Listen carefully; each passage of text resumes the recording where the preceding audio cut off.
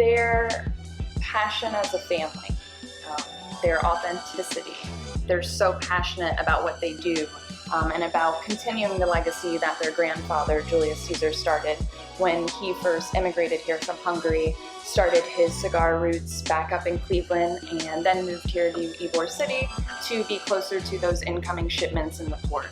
And I think that what separates them as a company from everybody else is just their dedication to providing that quality, not only to their cigars, but just providing to the community.